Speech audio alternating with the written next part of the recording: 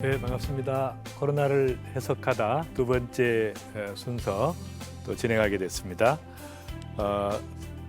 오늘은 두 번째 코로나가 주는 영적 교훈에 대해서 나누도록 하겠습니다. 저는 이제 이 현상을 보고 딱 생각나는 말씀이 있었어요. 그 말씀이 이제 이사야 51장 15절의 말씀인데요. 나는 내 하나님 여호와라.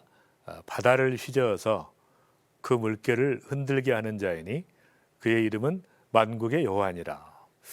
제가 이 말씀을 이제 보게 됐는데, 말하자면 지금 이 모든 엄청난 세상을 뒤흔들어 놓는, 휘젓는 이런 현상의 핵심은 뭔가?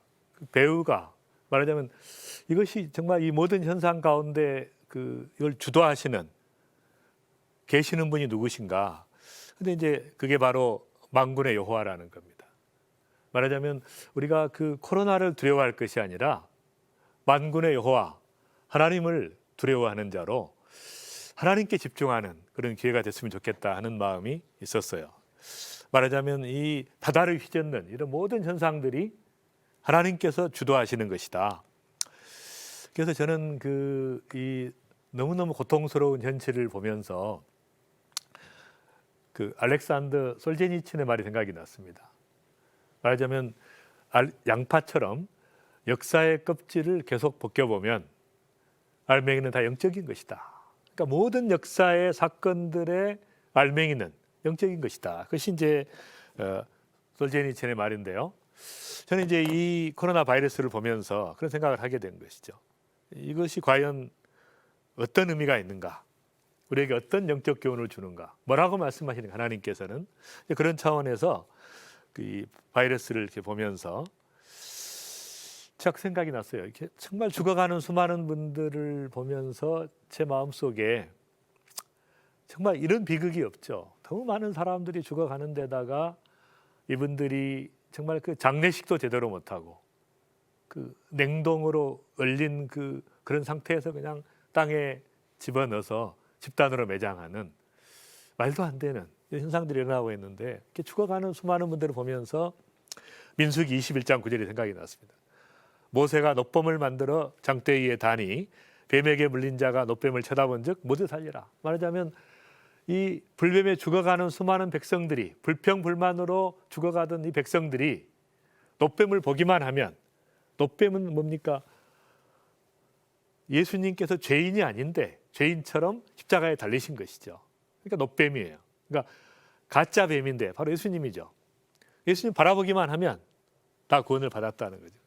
어떤 상태든지 이분이 누워있든 넘어져 있든 앉아있든 관계없이 어떤 상태든지, 그래서 죽어가는 분들이 정말 예수 그리스도를 바라보면서 정말 구원함을 받는 은혜가 정말 있기를 간절히 기도하고, 정말 로마서 10장 10절에 누구든지 주의 이름을 부르는 자는 구원을 받으리라는 말씀이 정말 그들이 주의 이름을 부르면서 주님을 만나는 은혜가 있기를 기도합니다. 그리고 이제 이런 수많은 현상들을 보면서 정말 모든 영광은 풀의 꽃과 같으니 풀은 마르고 꽃은 시들되 오직 주의 말씀은 세세토록 있도다. 이 말씀이 생각이 났습니다. 그래서 어떤 상황이든 간에 우리가 주의 말씀을 붙잡고 나아가는 것이 바로 코로나가 주는 중요한 의미라고 생각을 합니다. 저는 하나님께 집중하는 기회가 돼야 된다. 말하자면 이 모든 상황 속에서 상황을 보지 말고, 현상을 보지 말고, 또 코로나에 집중하지 말고 정말 하나님께 집중하고, 그분이 우리에게 주셨던 나라가 임하옵시오라고 우리가 기도했던 수많은 사람들이 주기도문을 통해서 하나님의 나라가 임하는, 이 땅의 소망이 아니라 하나님의 나라의 소망을 두는 그런 역사가 또 일어나기를 기도합니다. 특별히 이제 제가 유의할 사람이 이분인데요. 이분이 이제 전 세계 사람들이 석학이라고 인정하는 히브리 대학의 역사 교수죠. 유발 하라리라고 하는 사람인데, 이제 이분이 이제 쓴 책에 보면, 최근에 파이낸셜 타임즈에 기고한 그 내용을 보면 코로나 이후의 세계 질서에 대해서 이런 말을 하고 있습니다. 최근 몇 년 동안 정부와 기업들은 첨단 기술을 사람을 추적하고 감시하고 조작하는 데 사용해 왔습니다. 그러나 우리가 유의하지 않는다면 이번 전염병은 감시 체제 역사에서 중요한 분수령이 될지도 모릅니다. 지금까지 거부해온 국가의 대대적인 보안 감시 보급이 정당화될 뿐 아니라 감시 기술 자체가 근접 감시에서 밀착 감시로 전면적으로 전환될 수도 있기 때문입니다. 굉장한 말을 하고 있습니다. 말하자면 이제 이 코로나 이후에 세계 질서가 바뀐다는 거예요. 왜냐하면 우리가 9/11 때 미국의 그 쌍둥이 건물 폭파 사건 이후에 전 세계의 공항 감시 체계가 바뀌었어요. 20년 동안 완전히 바뀌었습니다. 그런데 똑같이 만약에 이런 사태가 일어난 다음에 빨리 마무리가 되든 시간이 걸리든지 간에 이 사태가 끝나고 나면 이제 모든 사람의 질병 감시 체계가 바뀌는, 말하자면 모든 사람을 감시할 수 있는 체계로 바뀐다는 것이에요. 그래서 이것이 감시 체계 역사의 분수령이 된다는 겁니다. 국가의 대대적인 보안 감시 기구들이 이런 것을 보급하는 것이 정당화되는데, 더 이제 놀라운 것은 이런 얘기예요. 근접 감시에서 바로 밀착 감시라는 이 몸 안에다가 생체 칩을 집어넣어 가지고 이것으로 모든 사람의 체온을 측정하고 건강 상태를 측정하는, 그러니까 굉장히 명분은 좋지만 완전히 그 모든 사람의 인권을 무너뜨리는, 모든 걸 건강 때문에 반납하는 이런 사태가 올 수 있다는 거예요. 그게 무서운 것입니다. 물론 유발 하라리는 세계 통합 체제를 찬성하는 사람입니다. 굉장한 무신론자예요. 그러니까 이런 분들이 주도하는 그 그룹에서 이런 말이 오고 가는 것은 굉장히 중요한 의미가 있어요. 왜냐하면은 빌 게이츠가 2015년 3월에 테드 연설을 통해서 장차 코로나 바이러스가 전 세계 핵폭탄보다 더 큰 위협이 될 것이라고 예측을 했습니다. 그리고 2016년에는 예방 접신을 전 세계 사람들에게 해야 된다고 이야기하면서 추적이 가능한 전자칩 아이디를 사람들에게 삽입하는 내용의 UN ID 2020 사업의 공식 후원자가 되었습니다.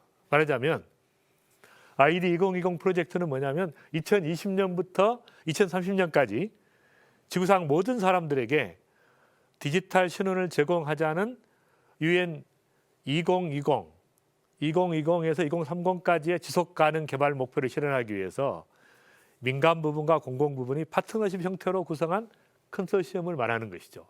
말하자면 이제 앞으로 10년 안에 지구상의 모든 사람들에게 디지털 아이디를 제공하자는 것이 이들의 목표예요. 유엔의 목표입니다. 이것이 이제 잘 아시는 것처럼 성경의 종말론과 밀접한 관련을 가지고 있습니다. 말씀을 아는 사람은 이게 무슨 뜻인지 알게 되죠. 저는 이제 이런 상황에서 성도들이 정말 지금까지 우리가 살았던 유람선 신앙에서 정말 우리끼리 모여서 예배하고 찬양하고 기뻐하고 위로하고 치유받는 이런 단계에서 전투함 신앙으로 바뀌어지는, 말하자면 이 정말 하나님께서 우리에게 주신 이 사명을 감당하는 모든 성도들이 사명자로 서서 정말 우리에게 주신 세계 선교의 사명을 감당하는 전투함 신앙으로 바꿔지는 계기가 됐으면 좋겠다. 그런 마음이 있습니다. 또 고통받는 수많은 사람들을 정말 그 줄이고 목마르고 헐벗고 굶주리는 사람들, 특별히 그 코로나 때문에 고통받는 사람들을 돌보는 이런 체제로 바뀌어져야 된다는 것이. 그러니까 두려워하지 말고 담대하게 나가서, 사실 저는 이제 외국에서 제가 유럽과 중동에 있다가 최근에 이제 귀국을 했는데요. 그래서 이제 마이너스로 이렇게 검사를 해보니까 저는 이제 감염이 안 됐다 그러고, 또 2주일 동안 자가격리를 했는데 대구에서 자원봉사 신청을 했어요. 근데 이제 아직까지 연락이 없어서 제가 취소를 했습니다. 왜냐하면 이제 너무 길어지니까.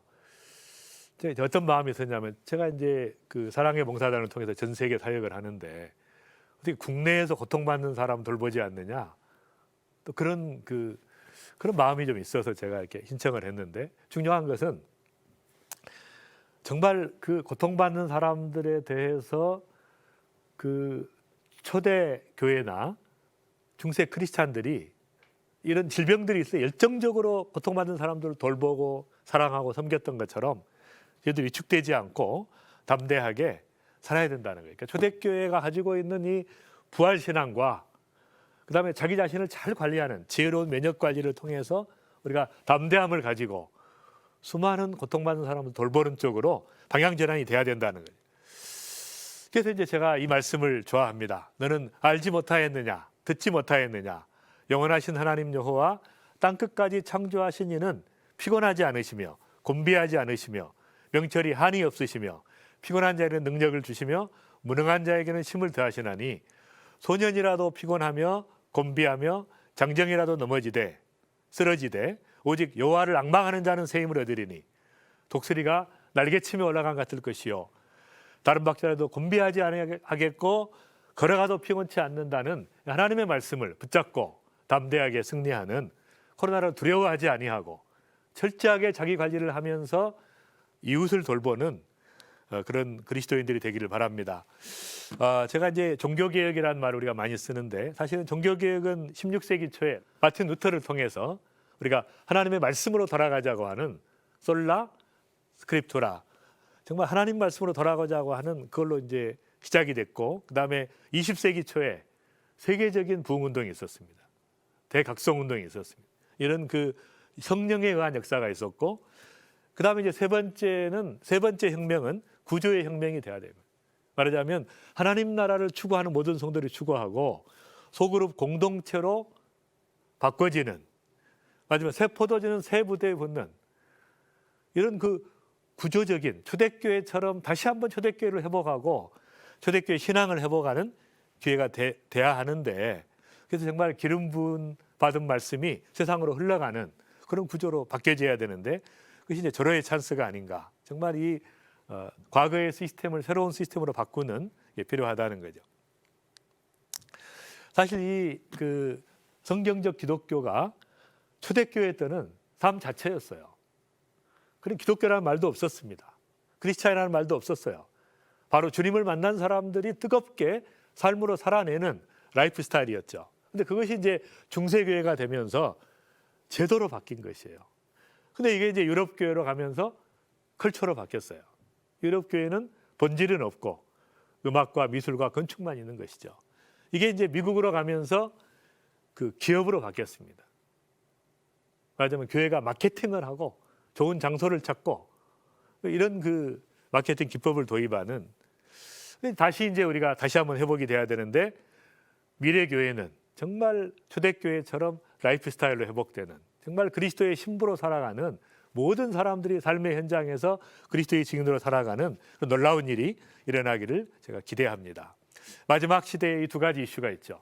정말 충만이라고 하는 하나님 나라의 충만과 마지막 하나님의 언약이 성취되는, 아멘 주 예수의 오시옵소서, 마지막 언약이 성취되는 이 성취라고 하는 풀리스와 풀필먼트라고 하는 두 가지의 중요한 이슈가 있습니다. 근데 제가 이제 이때 생각나는 것은 바로 십자가의 복음이죠. 정말 그 통치자들과 권세들을 무력화하여 드러내어 구경거리로 삼으시고 십자가로 그들을 이기셨느니라. 십자가의 복음은 죽음을 묵상하고 고난을 묵상하는 것이 아니라 승리하신 그리스도, 예수 그리스도를 바라보고 우리도 승리의 삶을 사는 것이 십자가의 복음입니다.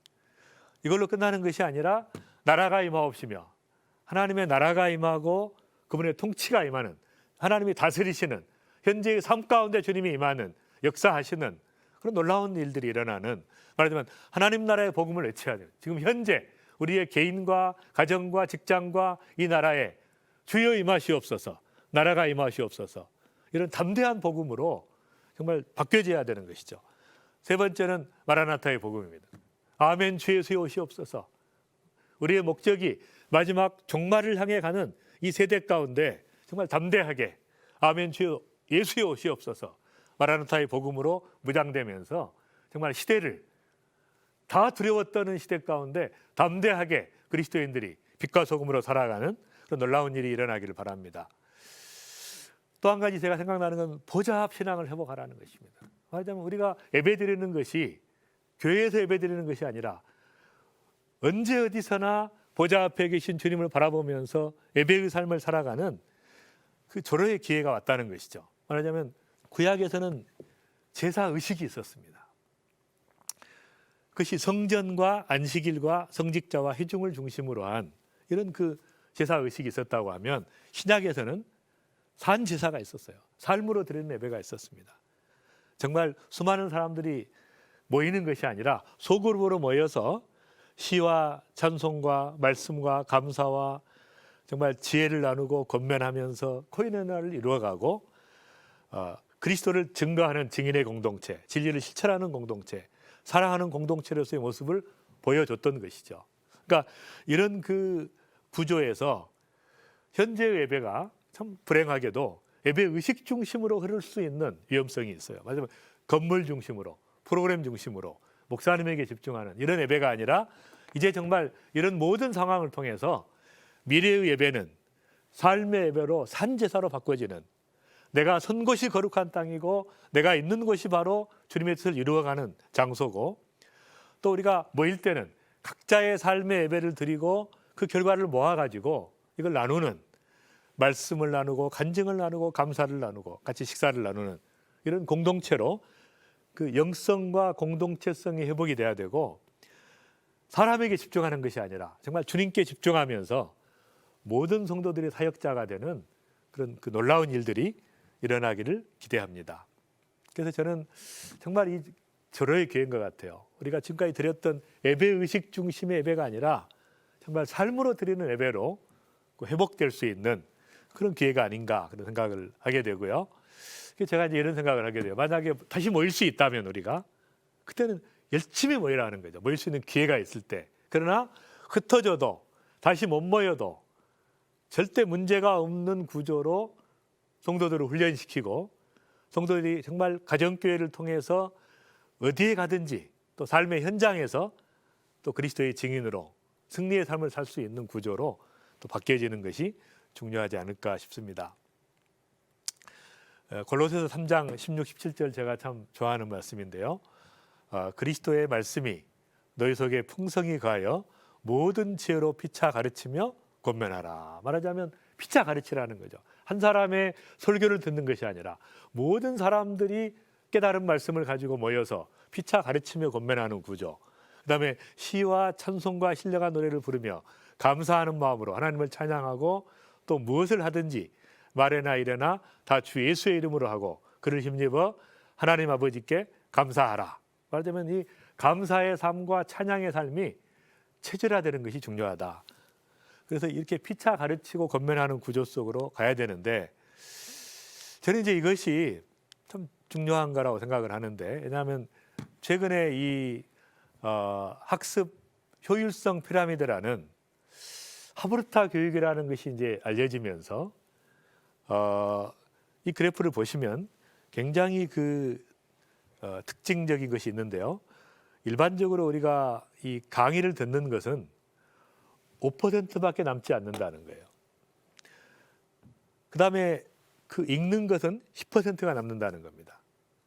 그리고 시청각 교육을 하면 20%가 남고, 토론을 하면 50%가 남고, 실제로 실천하면은 75%가 남고, 이걸 서로 설명하면은 90%가 남는다는 거예요. 그러니까 강의를 들어가지고는 5%밖에 안 남기 때문에 아무리 설교를 들어도, 강의를 들어도 듣는 것으로는 변화가 안 되는 겁니다. 그러니까 말씀대로 내가 살고 내가 살았던 이 체험을 가지고 다른 사람을 가르칠 때만이 그때는 이제 회복이 되는 거예요.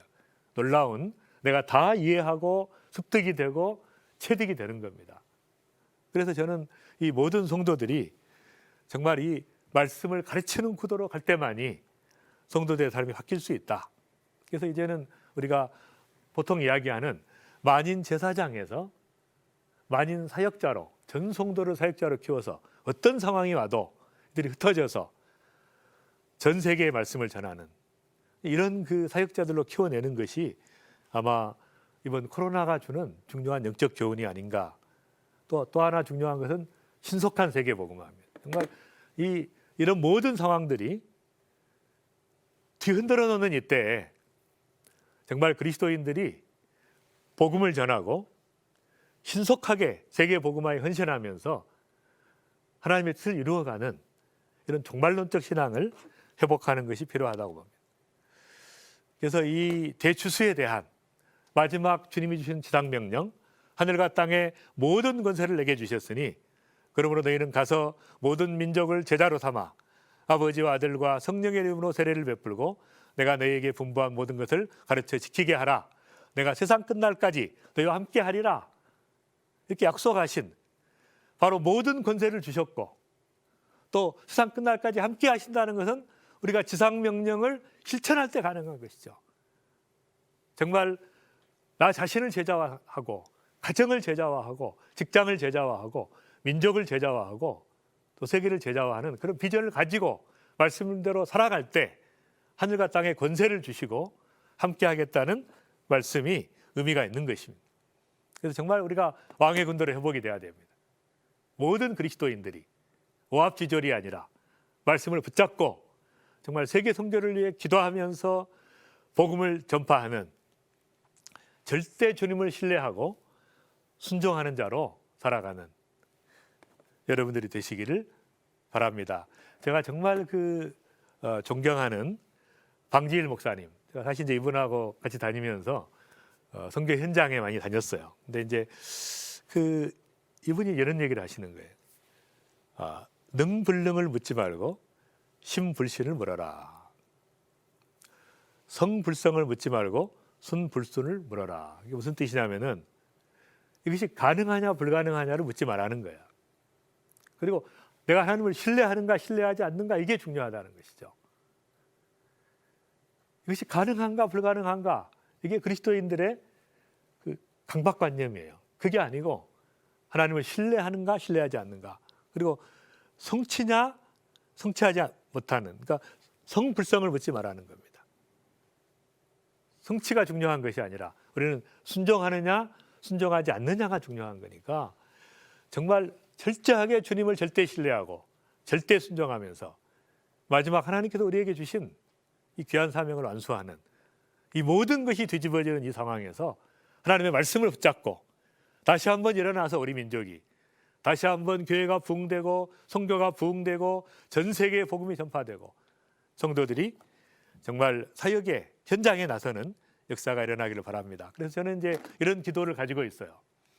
만인 사역자에서 만인 선교사로 가는 그러니까 만인 제사장에서 만인 사역자로 만인 사역자에서 만인 선교사로 모든 성도들이 하나님께 부름받은 만인 선교사로 정말 훈련받고 준비되고 나가는 정말 그런 시대가 되기를 제가 기대해 봅니다. 코로나가 주는 굉장한 영적 교훈들이 많이 있는데요. 우리들이 정말 보좌 앞 신앙을 회복하는 정말 하나님 보좌를 바라보면서 어디에 있든지 주님께 예배하고 찬양하고 감사하고 살아가는 또 주의 복음을 전하는 그런 신앙으로 회복됐으면 좋겠고요. 정말 또 많은 성도들이 이제는 말씀을 받아 먹는 데서 그치지 않고 내가 말씀을 먹고 회복이 돼서 말씀을 가르치는 사역자로 그리고 정말 선교사를 파송만 할 것이 아니라 나도 정말 선교사로 준비해서 하나님께서 부르시면 언제든지 갈 수 있는 자로 준비되면서 정말 유람선 신앙에서 벗어나서 전투함 신앙으로 회복되는 그런 계기들이 되기를 바랍니다. 네, 여러분 사랑합니다. 감사합니다.